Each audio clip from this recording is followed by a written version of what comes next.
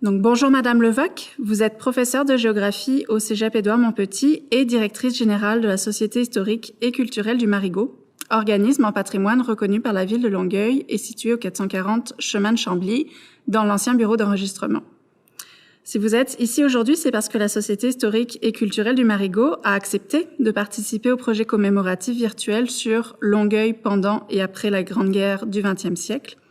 Et grâce au travail de recherche historique de votre équipe, vous allez nous parler aujourd'hui des monuments commémoratifs de Longueuil et du contexte social qui a suivi les guerres. Je tiens à remercier chaleureusement Jean Lamarre, historien et membre de notre conseil d'administration, pour la recherche et la structure derrière cette balado que je vous livre aujourd'hui. Alors voilà, on va d'abord parler de la Première Guerre mondiale, et pour bien comprendre la Première Guerre mondiale et les conséquences qu'elle a eues sur la vie quotidienne des Longueuillois, il faut se remettre un petit peu dans le contexte de l'époque, d'abord au plan international. En Europe, depuis la fin du 19e siècle, des tensions règnent, et puis on assiste à un développement fulgurant de l'Allemagne, un développement économique fulgurant de l'Allemagne qui est maintenant unifiée, et ceci remet en question la domination britannique en Europe. On ajoute à cela la création d'alliances militaires antagonistes qui n'augure rien de bon à court terme. Et il y a littéralement une course aux armements qui est présente dans tous les pays d'Europe. Alors, on parle du début du 20e siècle et des tensions nationalistes majeures qui secouent l'empire de l'Autriche-Hongrie. Alors, dans ce contexte-là, un seul événement est capable de mettre le feu aux poudres, et c'est ce qui va arriver le 28 juin 1914, quand François Ferdinand, qui est l'héritier au trône d'Autriche-Hongrie, est assassiné, de même que sa femme, à Sarajevo, en Serbie, par un étudiant qui revendique l'annexion des Serbes de l'Autriche-Hongrie à la Serbie.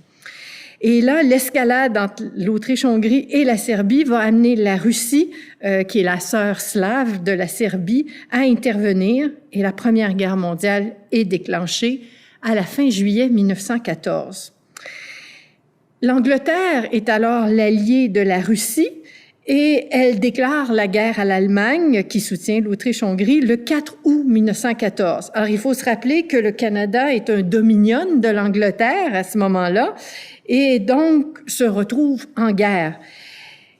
Cependant, le Canada n'est pas obligé formellement de s'impliquer dans le conflit de quelque façon que ce soit. Mais l'Angleterre va appeler ses dominions à la soutenir dans cet effort de guerre de ce qui va devenir la Première Guerre mondiale. Et le premier ministre canadien de l'époque, Robert Borden, décide de répondre à l'appel britannique, et il promet une contribution financière et logistique. Il promet aussi l'apport de 500 000 hommes.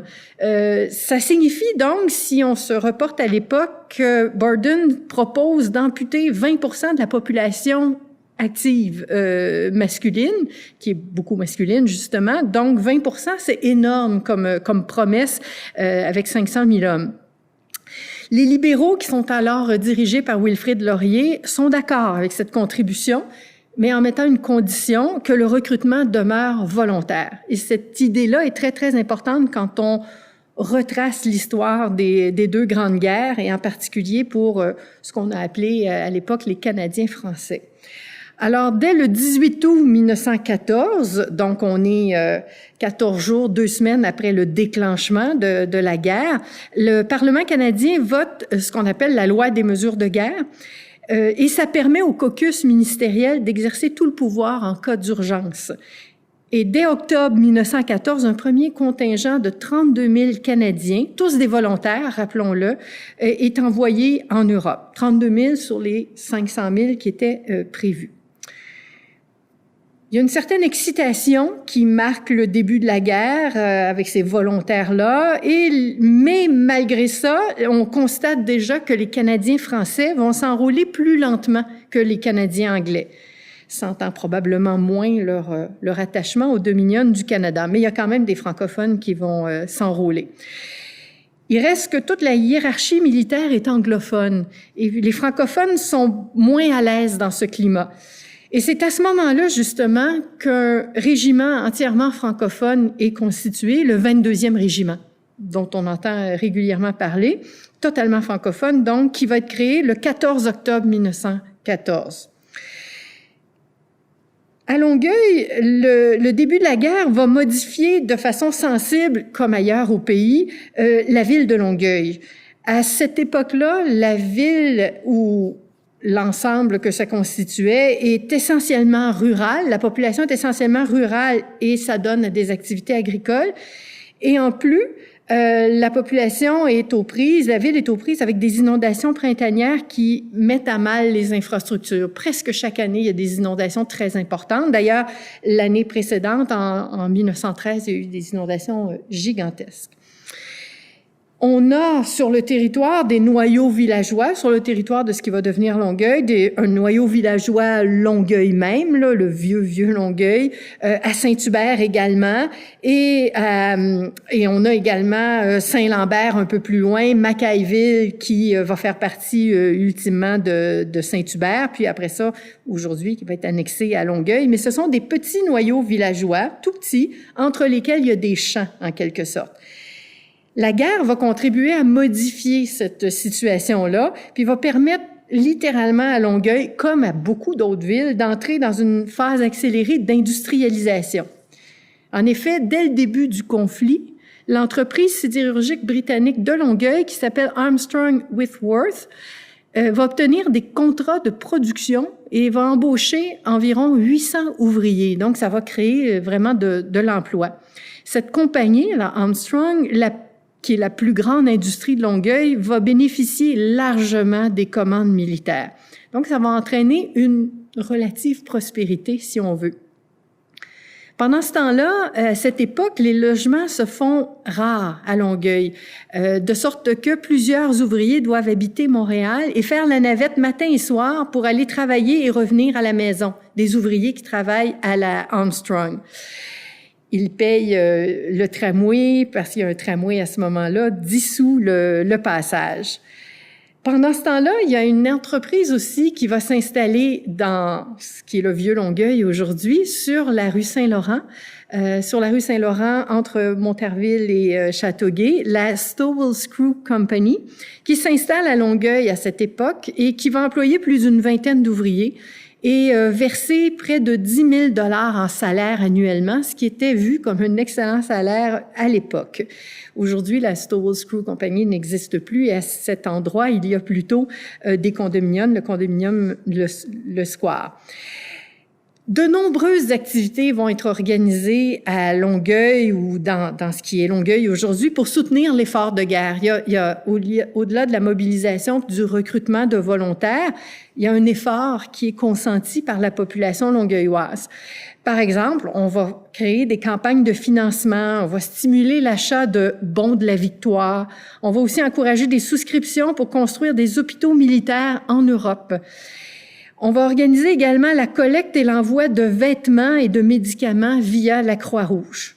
Par exemple, dès 1915, des jeunes de Greenfield Park, qui depuis le début des années 2000 fait partie de Longueuil, vont être très, très impliqués dans l'envoi systématique de vêtements. À Montréal-Sud également, la ville s'occupe de distribuer des rasoirs pour les soldats. Montréal-Sud, c'est une petite municipalité qui existe depuis le début du siècle, qui va être finalement annexée à Longueuil en 1961, mais une toute petite municipalité qui, au moment de la Première Guerre mondiale, était majoritairement anglophone. D'ailleurs, il y a un petit peu plus de gens de Montréal-Sud qui vont répondre à l'appel en proportion. Ils ne sont pas très, très nombreux quand même. Et les dames de Longueuil vont créer un fonds patriotique qui est destiné aux familles des soldats enrôlés. Et le Longueuil Ladies Swimming Club va tenir un bal bénéfice au profit de la Croix-Rouge. Donc, la population se mobilise dans l'effort de guerre de la Première Guerre mondiale. La participation exacte des Longueuillois à la guerre est inconnue, mais on sait que de nombreux citoyens ont participé à la guerre, particulièrement des gens de Greenfield Park et un peu à Montréal-Sud ou Montreal-South. Les pertes au front sont grandes pour le Canada, puis le recrutement ne donne pas tout à fait les résultats escomptés. Alors, au début, ça allait, bien que ça ait été en deçà des objectifs qui avaient été fixés par le premier ministre canadien. À un moment donné, on s'aperçoit que les résultats sont pas à la hauteur de ce qui est souhaité. De sorte que, en janvier 1918, le gouvernement fédéral va avoir recours à la conscription. La conscription n'est pas très populaire dans ce qu'on appelle alors le Canada français. Et Longueuil est un lieu où le recrutement est faible, même si je vous ai dit qu'il existait, mais il est faible, Longueuil même, comparativement à Montréal-Sud, où l'on trouve davantage sa petite voisine de l'Ouest, là, qui la sépare de Saint-Lambert, où on trouve une population majoritairement anglophone. Et la population de Longueuil même est fortement à ce moment-là contre le recrutement forcé. Alors ça entraîne quand même des tensions. En fait, les entreprises de Longueuil ont plus de succès à embaucher des travailleurs que le gouvernement fédéral à recruter des militaires. Alors au plan de l'effort de guerre et du travail qui est généré notamment à Armstrong, ça va beaucoup mieux pour Longueuil. Longueuil reste calme, cependant, durant la Première Guerre mondiale, comparé à Montréal, où les manifestations sont assez nombreuses, des manifestations contre la conscription. Il y en aura beaucoup moins à Longueuil dans cette année 1918. Durant la guerre, d'ailleurs, durant cette Première Guerre mondiale, le gouvernement du Québec va accorder à la ville de Longueuil un montant de plus de 40 000 $ pour la construction d'un chemin de béton sur les rues Saint-Charles, Saint-Antoine et Bord-de-l'Eau, ce chemin qui va relier éventuellement la région à la ville de Lévis. Donc ça se fait pendant la Première Guerre mondiale. Donc il y a des investissements qui sont faits.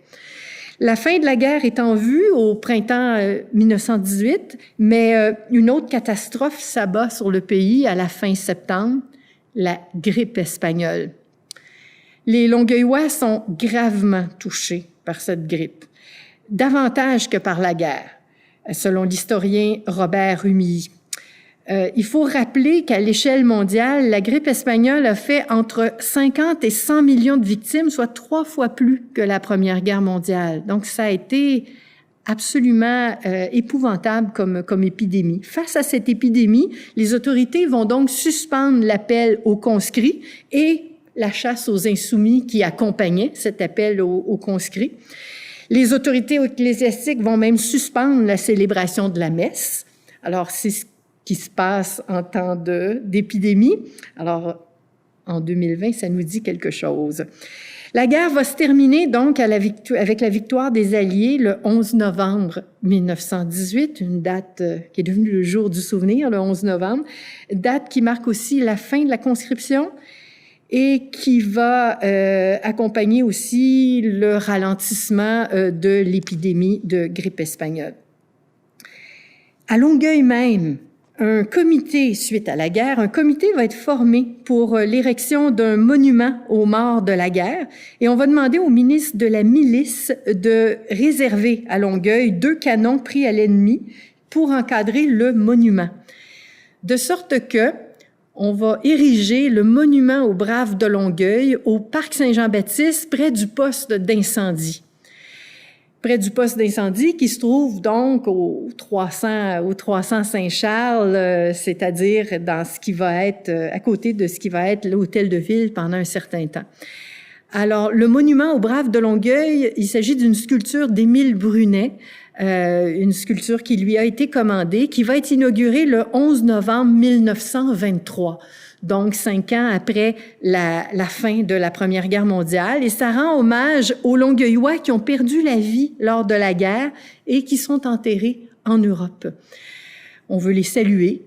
On parle d'une vingtaine de personnes, d'une vingtaine de soldats de Longueuil même, d'environ 4 soldats de Montréal-Sud et de 16 soldats de Greenfield Park. Greenfield Park qui était une autre municipalité, mais qui aujourd'hui fait partie bien sûr de Longueuil. Sur le monument, le nom de ces personnes, de ces soldats est inscrit, de même que le nom des villes en Belgique et en France où ces Longueuillois se sont signalés, de Ypres jusqu'à Arras et Amiens. Il y avait un canon aussi qui accompagnait la statue en 1923 et qui avait été donné qui a été donné par la ville de Longueuil plus tard au gouvernement fédéral au début des années 1940 dans le cadre de la campagne de récupération des objets métalliques pour fabriquer des armes. Autrement dit, il y a eu un canon dans le parc Saint-Jean-Baptiste à côté du monument aux Braves de Longueuil de 1923 jusqu'au début des années 1940. On a ajouté à ce monument une plaque commémorative pour honorer les disparus lors du second conflit mondial. Donc, le monument aux Braves de Longueuil commémore les disparus, les soldats morts durant la Première Guerre mondiale, mais également maintenant lors de la Deuxième Guerre mondiale. Un autre monument a été érigé pour honorer la mémoire des disparus. Le cénotaphe aux soldats morts, les soldats de Longueuil, qui salue les victimes des 2 guerres mondiales qui vivaient à Ville-Jacques-Cartier, donc un peu plus au sud, situé à l'angle des rues Curé-Poirier et Lavallée à Longueuil. Et ça s'appelait le Parc du Souvenir jusqu'à récemment. Maintenant, ça a été rebaptisé Parc Léo-Major. Au final, plus de 600 000 Canadiens vont avoir combattu lors de la Première Guerre mondiale et 60 000 d'entre eux y auront perdu la vie. L'après-Première Guerre mondiale a été marquée partout au pays par un certain chaos. La fin de la guerre fait en sorte que les usines qui, durant la guerre, produisaient du matériel de guerre, du matériel militaire, puis employaient de nombreux ouvriers, ça avait été relativement prospère, doivent procéder à une transition. Elles passent d'une production axée sur les besoins d'une économie de guerre vers une production pour satisfaire une économie de paix. Et ça se fait de façon difficile pour le moins. Cette transition va se compléter assez lentement, de sorte que les ouvriers sont licenciés temporairement, ce qui va créer un chômage assez important dans les premières années après la fin de la Première Guerre mondiale. À cette situation difficile, on ajoute bien sûr la démobilisation des soldats canadiens qui retournent au pays et ils espèrent retrouver les emplois qu'ils ont quittés quand ils sont partis pour se porter volontaires. Mais là aussi, il y a une déception. Ces emplois-là n'existent plus ou alors sont comblés par ceux qui sont restés au pays. Alors, vous devinez que ça entraîne des tensions et des frustrations. Le pays et Longueuil également, bien sûr, entrent alors dans une période de crise économique qui va être assez importante de 1918 jusqu'à 1923. Ça va pas très bien à ce moment-là.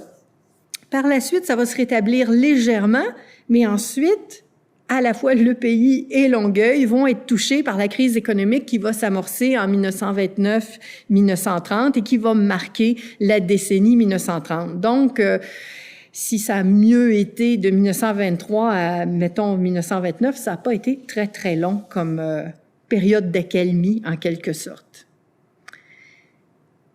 On arrive à la Deuxième Guerre mondiale. La Deuxième Guerre mondiale va débuter le 1er septembre 1939, quand, d'un commun accord, l'Allemagne, dirigée par Adolf Hitler, et l'URSS, qui est dominée par Staline, vont envahir la Pologne pour se la diviser. L'Angleterre, toujours l'Angleterre, déclare la guerre à l'Allemagne le 3 septembre 1939, parce qu'elle s'était portée garante, en fait, elle s'était portée garante des frontières de la Pologne. Le gouvernement du Canada est désormais libre d'établir sa propre politique extérieure depuis le statut de Westminster qui avait été voté en 1931. De sorte que le gouvernement du Canada discute de la situation pendant quelques jours, voyant que l'Angleterre est en guerre, avant que le premier ministre du Canada, William Lyon Mackenzie King, après un vote au Parlement, déclare la guerre à l'Allemagne une semaine après l'Angleterre, soit le 10 septembre 1939. Donc, le Canada va rejoindre l'Angleterre dans cette mobilisation. Le Parlement va voter de nouveau la loi des mesures de guerre en 1939. Cette guerre va mettre un terme à la crise économique des années 1930. C'est difficile à dire, mais c'est comme ça, parce que ça va remettre sur ses rails l'économie canadienne durant la période de la guerre. Évidemment, au début de la guerre, on ne sait pas combien de temps ça va durer. Les commandes militaires qui s'amorcent vont permettre aux industries de Longueuil d'engager des ouvriers et de faire rapidement baisser le taux de chômage au Canada. Taux de chômage qui avait atteint au milieu des années 1930 jusqu'à 25% de la population active. Pendant ce temps-là, le recrutement militaire des Longueuillois se fait, mais au moins aussi difficilement que lors de la Première Guerre mondiale. C'est par contre tout le contraire à Greenfield Park, qui, selon l'historien Robert Humilly, se place au premier rang au pays pour la proportion de volontaires. Donc, population anglophone, très anglophone, et qui va vraiment se porter volontaire pour la guerre. Durant la Deuxième Guerre mondiale, tout Longueuil est au travail. C'est très prospère, ça fonctionne. L'industrie de guerre va être très bonne, finalement, pour l'économie locale. Ces nouveaux développements économiques qui sont liés aux besoins urgents de la guerre vont attirer un nombre significatif de nouveaux habitants qui vont chercher à profiter de la création d'emplois bien rémunérés à Longueuil pour s'y établir. Alors, Longueuil va connaître une croissance démographique. En fait, il existait la municipalité, de la paroisse de Saint-Antoine de Longueuil, qui était un immense territoire, qui va devenir par la suite le petit Longueuil et d'autre part le grand Ville-Jacques-Cartier, mais après la guerre, en 1947. Mais donc, sur cette municipalité de la paroisse de Saint-Antoine de Longueuil, de nouveaux quartiers vont être créés avec de nouvelles habitations. Beaucoup dans ce qu'on appelle le Vieux Longueuil aujourd'hui, le Vieux Longueuil, et ça déborde un petit peu dans certains secteurs. Chose certaine, pendant la Deuxième Guerre mondiale et juste après, Longueuil s'urbanise à vitesse grand V, de sorte que, après la Deuxième Guerre mondiale, il va y avoir justement création d'une municipalité distincte qui va être Ville-Jacques-Cartier à partir de 1947. Mais un problème durant la guerre va se poser, ces nombreuses usines nécessitent beaucoup d'eau. Et le vieil aqueduc de la ville ne peut pas fournir toute cette eau. Alors, en réaction, le gouvernement fédéral va offrir à la ville de Longueuil une généreuse subvention pour la construction d'un nouvel aqueduc plus performant. Et en 1944, un nouvel aqueduc va être inauguré sur bord de l'eau entre les rues de Châteauguay et Victoria, aujourd'hui Jean Béliveau. Cet aqueduc va être très, très important et la guerre va avoir cet effet positif de moderniser le système d'eau de la ville. Les ouvriers, pendant ce temps-là, dans les entreprises, tentent d'améliorer leurs conditions de travail. Ils ont des emplois, oui, parfois bien rémunérés, mais en même temps des conditions de travail qui sont pas toujours optimales. Et des grèves vont être déclenchées, notamment à la Fairchild à Longueuil, durant la guerre. On arrive cependant rapidement à une entente parce que les besoins sont là pour que les gens travaillent. Pendant la guerre, toujours pendant la guerre, en 1941, les autorités militaires vont établir un camp militaire à Montréal-Sud. Montréal-Sud, donc, petite municipalité qui est voisine de Longueuil, entre Longueuil et Saint-Lambert, entre où est aujourd'hui la place Longueuil, qui va arriver beaucoup plus tard. On érige un camp militaire qui s'appelle le camp militaire numéro 4 District Depot, qui est parfois appelé le camp Jacques-Cartier et qui va jouer le rôle de centre de recrutement et de lieu de dépôt. Et c'est là que les recrues volontaires sont examinés, brièvement entraînés et d'autre part dirigés vers leur unité. Pendant ce temps-là, il va y avoir un échange de bons procédés entre la petite municipalité de Montréal-Sud et ce camp militaire, alors que le camp va protéger Montréal-Sud contre les incendies. Ça ne durera pas très longtemps. En 1945, les baraques de l'armée vont être recyclées et certaines vont être utilisées comme salles de classe, d'autres vont être vendues à certaines fabriques de paroisses pour ériger des églises. Et notamment entre 1949 et 1954, alors que la nouvelle municipalité de Ville-Jacques-Cartier, qui existait depuis 1947, explose au plan démographique. C'est vraiment une ville champignon. 7 paroisses vont être fondées dans Ville-Jacques-Cartier et en grande partie, on va se servir des anciens baraquements de l'armée pour les construire. Le site lui-même va devenir la propriété de la ville de Longueuil à partir du moment où Montréal-Sud va être annexé à Longueuil en 1961. Ça va devenir la propriété de la ville en 1964 et Place Longueuil va être érigée sur ce terrain en 1965-66. La guerre a donc été en partie source de profit pour Longueuil. Elle a mis fin au chômage qui avait marqué les années 1930. Par ailleurs, le début de la Deuxième Guerre mondiale va faire remonter à la surface de très mauvais souvenirs pour les Canadiens français. En effet, on se souvient que le gouvernement Borden avait imposé la conscription en 1918 et ça avait été très, très mal reçu par les Canadiens français. Or, en 1942, le recrutement commence à stagner, le recrutement de volontaires, et le gouvernement de Mackenzie King va prendre la décision d'avoir recours à la conscription. Se gardant toutefois de l'appliquer immédiatement, de crainte de voir apparaître des débordements qui avaient marqué l'application de la conscription en 1918. En fait, la conscription ne sera appliquée qu'en 1944. Ce vote va cependant encore créer, vous le devinez, de grandes tensions au pays entre Canadiens français et Canadiens anglais. Selon l'historien Robert Rumilly, Longueuil constitue un des lieux où le mouvement anti-conscription a été le plus fort. Après avoir duré 6 ans, la guerre européenne, la Deuxième Guerre mondiale, va se terminer du côté de l'Europe, va se terminer le 8 mai 1945 et du côté de l'Asie, ça va se terminer le 2 septembre 1945.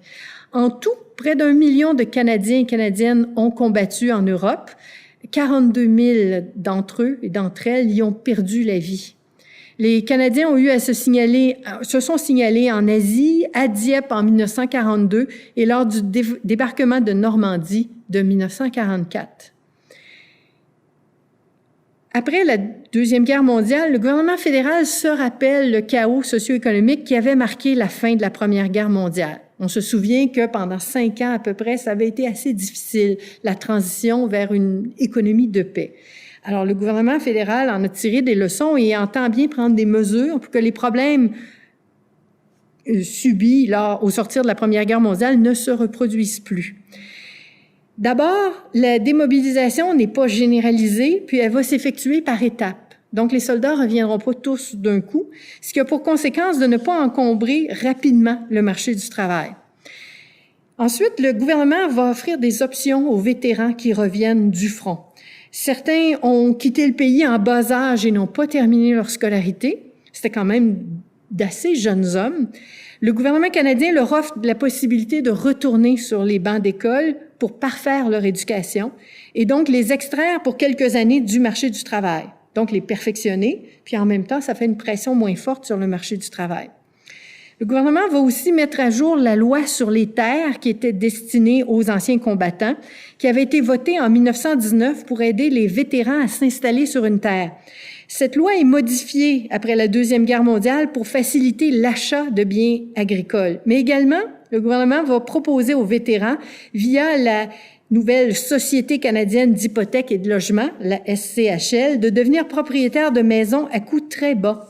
Une manière de leur donner l'occasion de compter sur un petit capital de base qui pourra augmenter avec le temps. La ville de Longueuil et celle de Greenfield Park ont alloué de vastes terrains pour la construction de maisons que l'on appelle encore les maisons des vétérans. De toutes petites maisons. On en retrouve aujourd'hui sur les rues La Bonté et de Maricourt, dans ce qui a été appelé le Nouveau Longueuil dans les années 1950 et qui correspond un peu à la paroisse Saint-Pierre-Apôtre. On en trouve également beaucoup à Greenfield Park, où se trouvaient bien sûr beaucoup de vétérans.